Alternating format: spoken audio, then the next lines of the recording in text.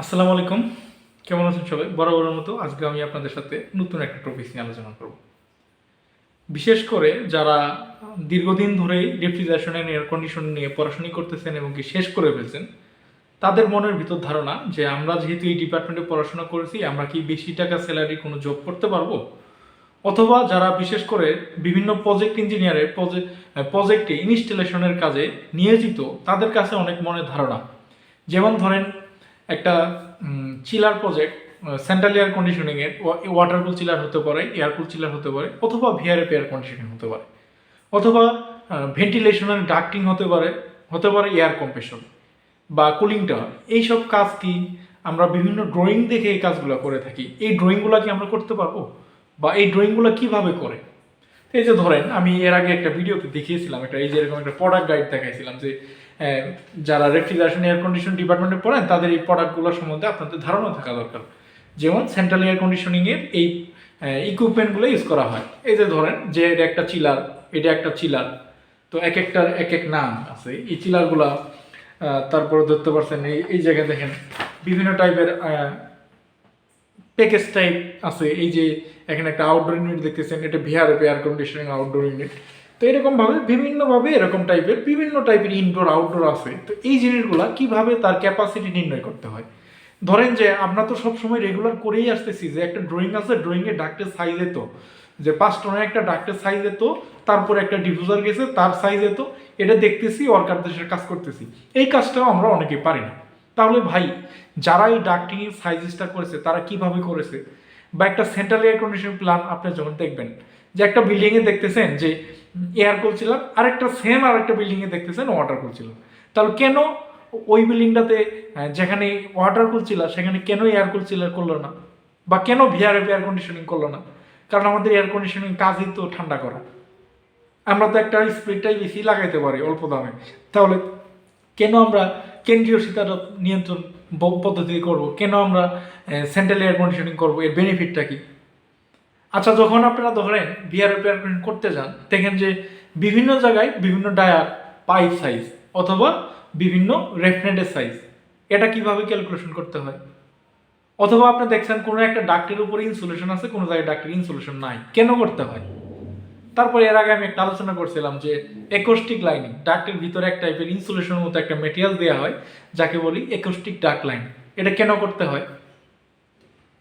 তো এরকম মনের ভিতরে যাদের অনেক প্রশ্ন বা অনেক দ্বিধাদ্বন্দ্ব, বা যারা এইসব কাজগুলো করে, আমরা যে ডিপ্লোমা ইঞ্জিনিয়ারিং করেছি তাহলে কি আমরা করতে পারবো? হ্যাঁ ভাই, করতে পারবেন। আমি নিজেও একজন ডিপ্লোমা ইঞ্জিনিয়ার। তো আমি দীর্ঘদিন ধরে একটা সুনামধন্য প্রতিষ্ঠানে ডিজাইনার হিসেবে নিয়োজিত আছি। আমি এইসব কাজই করে থাকি।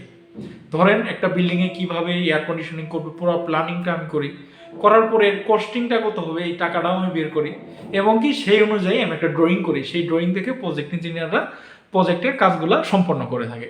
বিশেষ করে আমার বিভিন্ন ভিডিওতে আপনারা দেখেছেন যে আমি আমার ডিজাইন করা প্রজেক্টগুলো করেছি।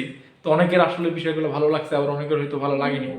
তো আমি তো আসলে ওইভাবে প্রফেশনাল কোনো ক্রিয়েটর না, ইউটিউবের ভিডিও ক্রিয়েটর না। হতে পারে আমি ভিডিওতে এডিট করে না, জাস্ট ভিডিও করে ছেড়ে দেয়, এই জন্য হয়তো অত সুন্দর লাগে না। কিন্তু আমি যা দেখাই বাস্তবে একদম রিয়েল জিনিসটাই আমি আপনাদের দেখানোর চেষ্টা করি, যাতে আমার একটা জিনিস দেখে অনুপ্রেরিত হয়ে আপনারাও একটু স্টাডি করেন, আপনারাও ভালো অবস্থানে যেতে পারেন। তাহলে ধরেন এই যে একটা চিল ওয়াটার পাইপ বা কুলিং ওয়াটার পাইপের কোনো জায়গায় 12 ইঞ্চি ডায়া, কোনো জায়গায় 16 ইঞ্চি ডায়া, এটা কিভাবে ক্যালকুলেশন করতে হয় যে কত টুক চিল ওয়াটার থাকলে কত টনের চিলারের জন্য কত সাইজের ডায়া পাইপ ব্যবহার করতে হয়, বা এই পাইপিংটা ড্রয়িংটা কিভাবে করতে হয় অটোকেটের মাধ্যমে। এই যে প্রশ্নগুলো যাদের মধ্যে আছে তাদের জন্যই আমি দীর্ঘদিন ধরে ভিডিও তৈরি করে আসছি ইউটিউবের মাধ্যমে। এখানে আসলে কোনো টাকা পয়সা দিতে হয় না আপনাদের, শুধুমাত্র দেখেন আর দেখেন। তো এছাড়াও আপনারা অনেকেই অনেক সময় রিকোয়েস্ট করছেন যে ভাই আমি আপনার কাছে এই ডিজাইনগুলো শিখতে চাই। তো আমি তো ভাই একটা প্রফেশনে আছি, এই জায়গায় আমার সময় খুবই স্বল্পতা। তো তারপরেও যারা, যদি কেউ আপনারা ঢাকার মধ্যে থেকে থাকেন তাহলে অবশ্যই আমাকে জানাতে পারবেন। এই জন্য আমাকে হোয়াটসঅ্যাপে নক করবেন। আমার হোয়াটসঅ্যাপ নাম্বার আছে। আমার চ্যানেলের অ্যাবাউটে যাবেন, চ্যানেলের ভিতরে ক্লিক করবেন, করার পরে যে আরএসসি ইঞ্জিনিয়ার্স ফ্যামিলি, এর উপরে ক্লিক করলে এইভাবে দেখবেন ভিডিও, প্লে লিস্ট, কমিউনিটি বার, এভাবে টান দিতে দিতে শেষবেলা দেখবেন অ্যাবাউট। ওই অ্যাবাউটের ডিসক্রিপশন লেখা আছে। যে আমি কেন ভিডিও তৈরি করি এবং কি কি টাইপের ভিডিও তৈরি করি, এই ডিসক্রিপশনটা পড়বেন। এই ডিসক্রিপশনের নিচে আমার একটা মেল অ্যাড্রেস দেওয়া আছে এবং কি একটা ফোন নাম্বার দেওয়া আছে, সেখানে অবশ্যই আপনারা কেউ ফোন দিবেন না, কারণ আমি সারাদিন ব্যস্ততা থাকি, এই জন্য হয়তো বা আপনার ফোনটা রিসিভ নাও করতে পারি। তারপরে যদি আপনি বেশি বিরক্ত করেন তাহলে কি করবো, হতে পারে আপনার নাম্বারটা আমি ব্ল্যাক লিস্টে দিয়ে দিব, কারণ আমার তো আসলে কাজের সময় বিরক্ত করলে তো এটা যে কেউ করবে, আমিও যদি অন্য কেউ বিরক্ত করি তাই করবে। তো অবশ্যই আপনারা হোয়াটসঅ্যাপে SMS দেবেন। আর হোয়াটসঅ্যাপে SMS দেওয়ার পরে আপনি কী করবেন, অনেকেই দেখি করে কি হোয়াটসঅ্যাপে SMS দিয়ে প্রথমে জিজ্ঞেস করে সালাম দেয়, তারপরে বলে কেমন আছেন। আমি আসলে অতগুলো রিপ্লাই দেওয়ার সময় পাই না, তারপরেও মাঝে মাঝে ফ্রি থাকলে সবার এই রিপ্লাইগুলো দেয়। আপনি করবেন কি, আমাকে জিজ্ঞেস করার দরকার নেই কেমন আছেন, যেহেতু আমি সুস্থ আছি এই জন্যই আমি আসলে ভিডিও আপলোড করতেছি।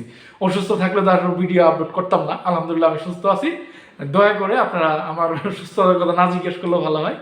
তো আপনারা শুধুমাত্র আমাকে আপনার ডিটেলস পরিচয় দিবেন, আপনি কোথায় জব করেন, আপনি কেন আমার কাছে নক করছেন, কি জানতে চান, এই জন্য অবশ্যই নক করুন। তারপরে আমি সময় সুযোগ পেলে আমি অবশ্যই আপনার SMS এর রিপ্লাই দেবো।